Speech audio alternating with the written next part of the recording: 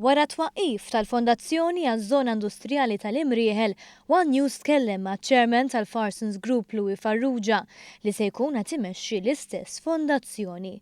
B'sens ta' nostalġija iżda b'ambizzjoni għall-futur, Farrugia jfisser kif l-Imrieħel kiber f'ċentru industrijali ewlieni għal pajjiżna. Imrieħel żviluppat wara ħafna snin li naħdem hemm 45 sena, ġifieri rajt għad tinbidel. Illum għandek industri, għandek uffiċini, għandek warehouses, għandek anki residenti li jgħixu hemm.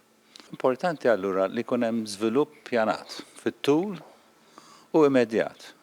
Kien għalhekk li b'inizjattiva tal-Gvern u l-Privat inħolqot fondazzjoni li se tieħu ħsieb ir-reġenerazzjoni taż-żona bil-ħsieb li tattira aktar investiment waqt li taġevola dak eżistenti. Iktar ma tikber l-ekonomija, iktar jkollna bżonn infrastruttura li tilqa l-investiment li qed jiġi minn barra, kemm financial services u kemm ovvjament warehousing, fabbriki, whatever.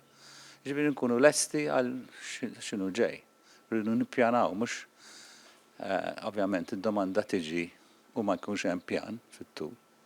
Dak l-obġettiv tagħna. Fost li msieħba f'din il-fondazzjoni hemm ukoll il-GRTU li se tirrappreżenta n-negozji żgħar tal-Imrieħel.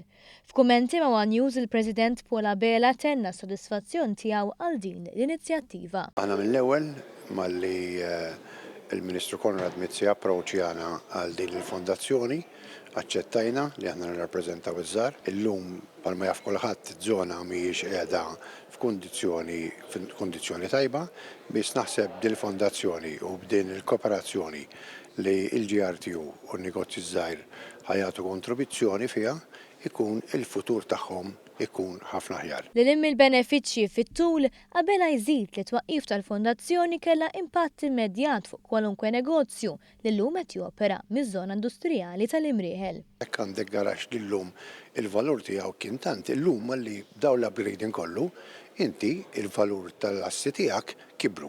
Allura inti b'dik biss ukoll għandek tkun ferħan li qiegħed f'żona li hija upmarket. Fuq kollox iċ-Chairman tal-Fondazzjoni Louis Farrugia sostna li din l-inizjattiva mal-Gvern ċentrali se tħalli frott fuq bażi nazzjonali u mhux biss fil-konfini tal-Imrieħel. Benefiċċju huwa ta' Malta, mhux tagħna biss għax iktar ikollok post ranġat u organizzat, iktar Malta ssir attrajenti.